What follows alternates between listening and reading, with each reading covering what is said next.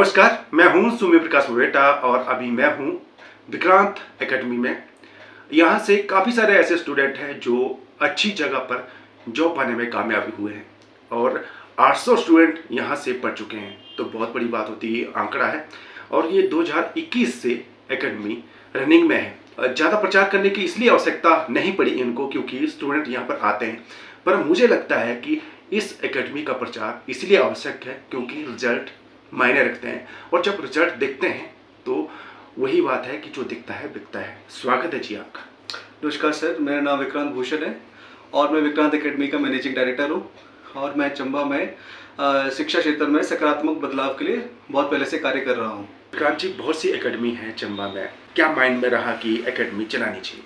जैसे हमें पता है कि चंबा एक एस्पिरेशनल डिस्ट्रिक्ट है और मतलब एस्पिरेशनल डिस्ट्रिक्ट एक पिछड़ापन को शो करता है, तो we always wanted to contribute towards society ना। तो शिक्षा के क्षेत्र में काम करने का बड़े पहले से था, तो हमें लगा कि चलो एकेडमी परस्यू करते हैं। जिस तरह से एकेडमियाँ आती हैं, चलती हैं और बंद भी हो जाती है, लेकिन आप रनिंग में चल रहे हैं, किस तरह के स्टूडेंट आपके पास आए हैं और कौन कौन से आप जो प्रोफेशनल कोर्स करवा रहे हैं वो भी थोड़ा सा? सर, अभी तक करीब हमने 800 के ऊपर स्टूडेंट्स को यहाँ से मतलब यहाँ शिक्षित होकर गए हैं और हम लोग पुलिस कांस्टेबल, पटवारी, नायब तहसीलदार व टेक्निकल एग्जाम जैसे कि नीट, जेईई मेन आदि की तैयारी करवाते हैं। और सर हमारा मतलब कि जो स्पेशल, आपने ठीक कहा कि एकेडमीज बहुत खुलती हैं और बंद भी होती हैं, लेकिन जो हमारा स्पेशलिटी रहा है वो है हम व्यक्तिगत मार्गदर्शन में विश्वास रखते हैं। यानी कि सिर्फ मैं हमेशा किताबी शिक्षा का कोई इतना समर्थन नहीं करता हूँ। मुझे लगता है कि जब बच्चे की हॉलिस्टिक अप्रोच रहनी चाहिए कोई भी ऐसे एग्जाम के प्रति, जैसे उसका सेल्फ कॉन्फिडेंस, लीडरशिप स्किल्स और सबसे इंपॉर्टेंट है क्रिटिकल थिंकिंग स्किल्स। उसको जो एनालिसिस है वो बहुत अच्छा होना चाहिए, वो एग्जाम में भी काम आता है और उनके फ्यूचर पर्सनल डिसीजन में भी हेल्प करता है। तो हमारी हमेशा कोशिश रहती है कि हम बच्चों को एथिकल अप्रोच के साथ में हॉलिस्टिक डेवलपमेंट करवाएं।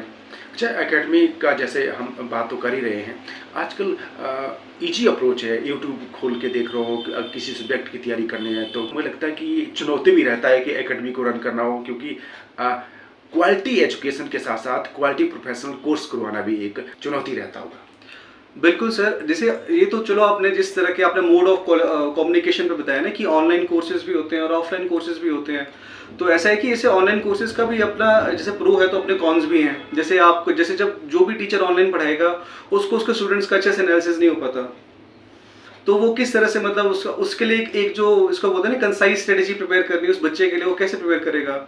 यूजुअली जो ऑनलाइन प्लेटफॉर्म्स होते हैं उनमें बहुत बच्चे पढ़ते हैं, तो अब जिस बच्चे को डाउट्स पूछना है वो बोल देंगे डाउट क्लासेस ये है, लेकिन उसमें कितने का डाउट्स पूछ पाएगा, वो कितने अच्छे से अपनी एफिशिएंसी को वहाँ शो कर पाएगा, वो टीचर पे भी डिपेंड करता है, बच्चे पे भी डिपेंड करता है।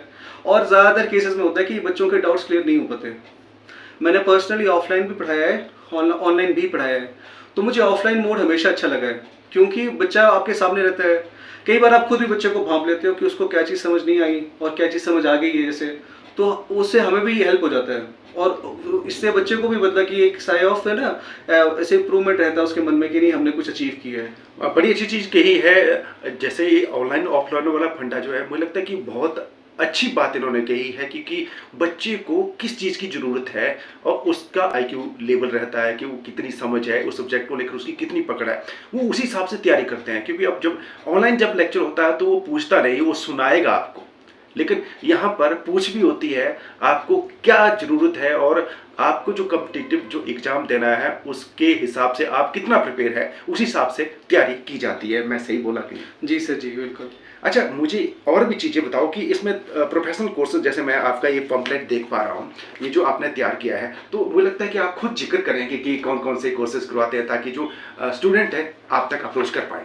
सर हम हर तरह के कॉम्पिटिटिव एग्जाम्स जैसे कि पुलिस कांस्टेबल, पटवारी, नायब तहसीलदार, आर्मी के हो गए या जेबीटी डीजीटी का हो गया, और जो टेक्निकल सब्जेक्ट्स हैं स्पेशली जैसे फिजिक्स, केमिस्ट्री, मैथ्स, बायो, ये सब हम यहाँ पे करवाते हैं। और इसके साथ ही जो बच्चों के जैसे ओलंपियाड कोर्सेज होते हैं वो भी हम ऑफर कर रहे हैं। इनफैक्ट हम लोगों ने इस बार जैसे बच्चों के सेशंस ऑफ होने वाले हैं तो वो हॉलीडेज मिल जाती हैं, ज़्यादातर बच्चों मतलब स्कूल ऑफ हो जाते हैं, हम उसके लिए स्पेसिफिकली कोर्स लेके आए जैसे IQ master the ultimate olympiad course. उसमें बच्चे को मैथ्स भी पढ़ाएंगे, रीजनिंग भी पढ़ाएंगे, जीके भी पढ़ाएंगे, इंग्लिश भी पढ़ाएंगे, स्पेस साइंस के बारे में नॉलेज देंगे, जितने भी करंट सिनेरियोज के करंट अफेयर्स हैं उनसे भी अवगत कराएंगे।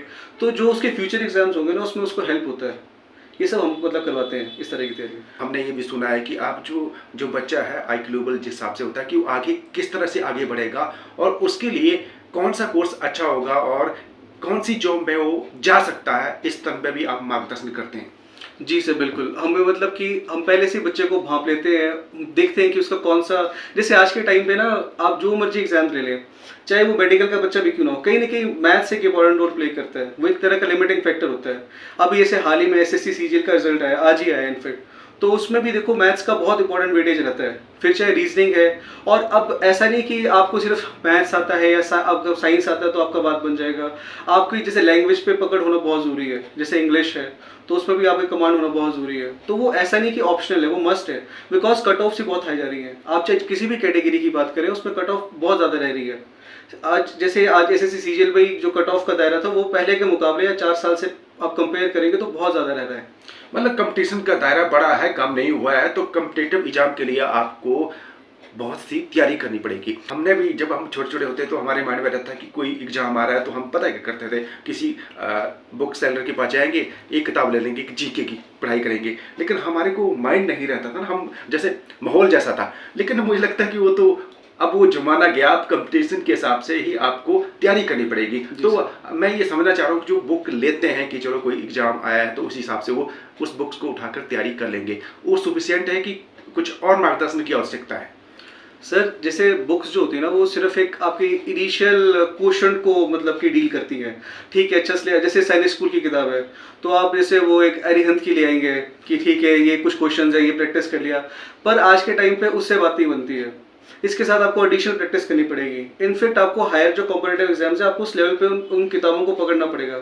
जैसे आपने मैथ्स के लिए आर एस अग्रवाल पकड़ लिया है ना, इस तरह के अलग अलग जैसे डेटा हैंडलिंग की बुक्स आती हैं, वो सब भी बेजर मैटर करता है आज के समय में। तो मतलब कि बेसिक बुक से बात नहीं बनती है, आपको एडिशनल तैयारी करनी पड़ती है। इसके लिए मतलब ट्यूटर का होना जरूरी है, वो आपको सही मार्गदर्शन देता है कि आप इस तरह क्वेश्चंस और लगाइए, तो वो आपकी हेल्प होती है उसमें। चंबा जिले के जो बच्चे हैं उनका आईक्यू किस तरफ ज़्यादा आपको दिखता है कि आपको लगता है कि ये बच्चे जो है इस क्षेत्र में ज़्यादा दिखते हैं लेकिन वो यहाँ वहाँ भटके हैं? ये समझने की आवश्यकता इसलिए है क्योंकि ये जो इंटरव्यू है बहुत से बच्चे देखेंगे। जैसे चंबा मैंने क्या देखा, हमारे टाइम से और अभी भी सिनेरियो सेम ही है, या तो नॉन मेडिकल परस्यू करेंगे तो मेडिकल परस्यू करेंगे। तो मैक्सिमम अब वो कह रहा है कि नीट में ना एक सैचुरेशन फैक्टर आ गया है। अब देखो जो मतलब कि आपको 580 या 550 मार्क्स मिनिमम चाहिए एमबीबीएस सीट निकालने के लिए, और वो हमारे टाइम पे अराउंड 400 से 450 मार्क्स के बीच में मिल जाया करती थी। तो और सबसे बड़ी बात डिफिकल्टी लेवल भी बड़ा है। तो वो मैं हर बच्चे से तो नहीं वो कर सकता कि आप भी इतने मार्क्स निकाल लोगे ऐसा हो जाएगा। तो मेरे को लगता है कि हमें मल्टीपल फील्ड्स का देखना चाहिए।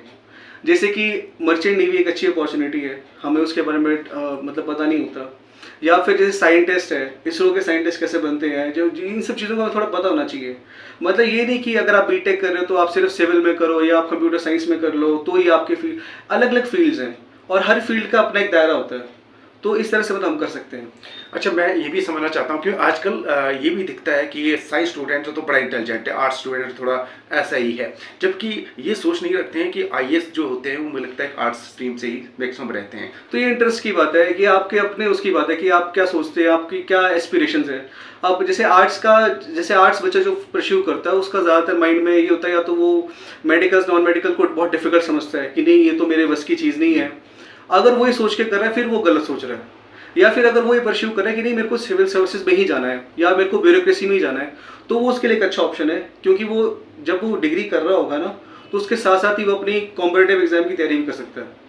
क्योंकि पॉलिटी, ज्योग्राफी, हिस्ट्री चलती है और वो सब बीए का पार्ट है, तो उससे उसका अपने कॉन्सेप्ट से क्लियर हो रहे हैं, तो उसके लिए अच्छा ऑप्शन मिलता है। पर जब वो ये सोचता है कि नहीं बाकी तो मुझसे कुछ होगा तो मैं ये कर लेता हूँ, तो फिर वो बीए के लायक भी नहीं रहता। क्यों? क्योंकि आईएएस सबसे ज़्यादा डिफिकल्ट एग्जाम है और हर एक अपनी फील्ड का बेस्ट टॉपर से टॉपर भी उस एग्जाम को अटेम्प्ट करना चाहता है, उसको क्वालिफाई करने की कोशिश करता है।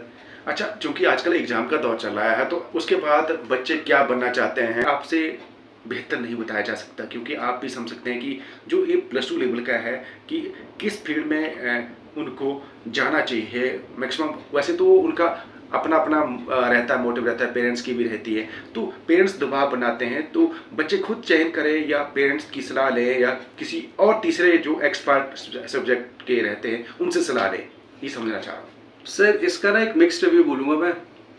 रीज़न बीइंग कि पेरेंट्स देखो जब चुनते हैं तो वो कुछ सोच के बोलते हैं, तो पेरेंट्स तो आपके अच्छे एडवाइजर्स हैं। दूसरा, आपका अपना मन भी होना चाहिए। अब सपोज करो कि कोई पेरेंट उसको बोल रहा है कि आप डॉक्टर बनो, तो उसका मन ना हो, बोले कि नहीं मुझे आर्मी में जाना है, तो उस तरह का माइंड शफल नहीं क्रिएट कराना चाहिए। अगर उसके मन में है और वो बहुत ऐसे कन्विक्शन के साथ बोल रहा है कि नहीं मुझे ये चीज़ करनी है, तो उसको let him try at least once और ट्वाइस। अगर उसमें होगा तो वो आ जाएगा। तो इसका प्रैक्टिकल एग्जाम्पल हम ऐसे हनी सिंह का भी ले सकते हैं। उसके फादर चाहते थे कि वो बिजनेस करे, लेकिन उसको म्यूजिक का बहुत शौक था, तो वो उसने म्यूजिक में ही आप पूरी दुनिया से जानती है। मतलब ये अच्छी चीज़ कही है कि इंटरेस्ट की बात है, जिसमें आपका इंटरेस्ट है और मज़ा आता है काम करने का, तो उस फील्ड में अवश्य जाना चाहिए। क्योंकि वैसे भी अगर आप किसी की सुन के या ज़बरदस्ती कर भी लेंगे तो आगे जाके वही करेंगे जिसमें आपका मन करता है। तो एंड में मैं आपसे ये भी पूछूंगा कि ये जो एकेडमी है कहाँ पर स्थित है? ये जो एकेडमी है मोहल्ला हरदासपुरा शनिदेव मंदिर के पास पड़ती है, और अब ये मेन चंबा में ही आती है। कुछ सीटें भी रहती हैं, नेचुरली पहले आओ पहले पाओ वाली बात भी रहती है। तो ऐसे कौन से कोर्सेज है जिसके लिए वो तुरंत अप्लाई कर सकते हैं? सर जैसे पहले आओ पहले पाओ, sir we are totally committed towards our services. हम लोग स्टूडेंट्स के लिमिट्स रखते हैं। हम एक पर्टिकुलर लिमिट के ऊपर स्टूडेंट्स लेते ही नहीं है। अगर एक क्लास है, एक क्लास में 30 के ऊपर बच्चा नहीं होगा, there will be limit for 30 students only. And right now we are coming with vision, the IQ masters, the ultimate olympiad course जो न्यू है हमारे उसमें। और दूसरा हमारा जो मेन फोकस रहेगा वो पुलिस कांस्टेबल जो रिटन एग्जाम भी आ रहा है उसकी तरफ रहेगा। क्योंकि अब जेन्युइन सी बात है, ये एग्जाम ने बहुत फ्लक्चुएशन शो करी है इस बार। इसका ग्राउंड डिफिकल्ट हो गया, रीजनल डिस्पैरिटीज भी दिखने को मिल रही है, क्योंकि अब ये पूरा पैन हिमाचल एक एग्जाम होगा। तो जेन्युइन सी बात है, पेपर डिफिकल्ट होने वाला है। और पहले ऐसे चंबा का सीट था, चंबा के ही फाइट होगा। अब ये पूरे हिमाचल का बच्चा स्टेट कैडर, बिल्कुल स्टेट कैडर हो चुका है, जिस वजह से ये पेपर और डिफिकल्ट जाएगा चंबा वालों के लिए। जैसा कि इन्होंने कहा है कि जिस तरह की तैयारी होने वाली है और किस तरह की पोस्टों के लिए ये कोर्सेज करवा रहे हैं, मुझे लगता है कि एडमिशन के लिए आपको तुरंत संपर्क करना चाहिए, क्योंकि सीटें लिमिटेड है। और मुझे लगता है कि अगर तुरंत इसमें एडमिशन लेंगे तो आपकी सक्सेस रेट का 100% गारंटी है, और इसके रिजल्ट भी रहते रहे हैं। और बड़ी बात आपको ये है कि संदेव मंदिर जो हरदासपुरा है उसके बिल्कुल नज़दीक में है। बहाने से आप भगवान के दर्शन कीजिए और साथ में आप यहाँ पर एकेडमी में आएंगे तो सफलता की पूरी गारंटी है।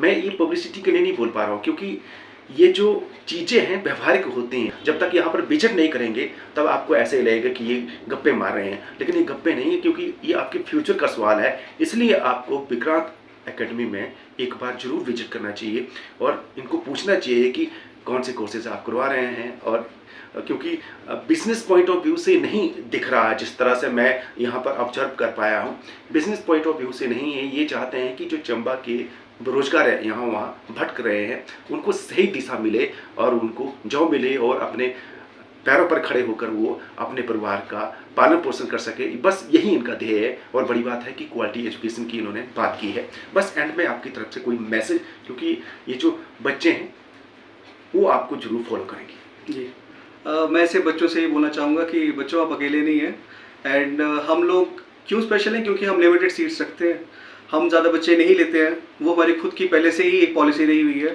तो इसका मतलब हमारा मेन फोकस आप पे ही होगा, ठीक है। और सिर्फ यही चाहूँगा कि आप आएँ और विजिट ज़रूर करें, हमारी डेमो क्लासेस लें। और यदि और इसमें हमारा कुछ कभी ये बिज़नेस ओरिएंटेड, शिक्षा का बिज़नेस ओरिएंटेड हो ही नहीं सकती, मेरा ऐसा पर्सनल मानना है। ये एक तरह का स्किल है, अब हमें आता है तो हम इसको कोशिश कर रहे हैं, हम आगे इसको बढ़ावा दें। एंड में ये भी बोलना चाहूँगा, जो यहाँ पर बच्चे हैं, जो बच्चे यहाँ पर पढ़ते हैं, उनका कंपटीशन भी करवाते हैं और जो उसमें अव्वल रहते हैं उनको नगद पुरस्कार भी दिया जाता है। मुझे लगता है कि ये मैं सही बोल पा रहा हूँ कि नहीं, कि मुझे लगता है कि ये जरूर सुनना चाहिए आपको। जी सर, एज सच हम इस तरह के कॉम्पिटेटिव एग्जाम हम कई बार करवा देते हैं बच्चों के, और उनको जो पुरस्कार बनता है दे देते हैं। धन्यवाद। तो ये विक्रांत एकेडमी के जो ऑनर हैं, और मुझे लगता है कि ये इंटरव्यू आपको सुनने के साथ साथ औरों के साथ भी शेयर करना चाहिए, ताकि उनको भी जो एकेडमी में कार्य हो रहा है उसका फायदा मिल सके। बहुत बहुत धन्यवाद। Thank you sir.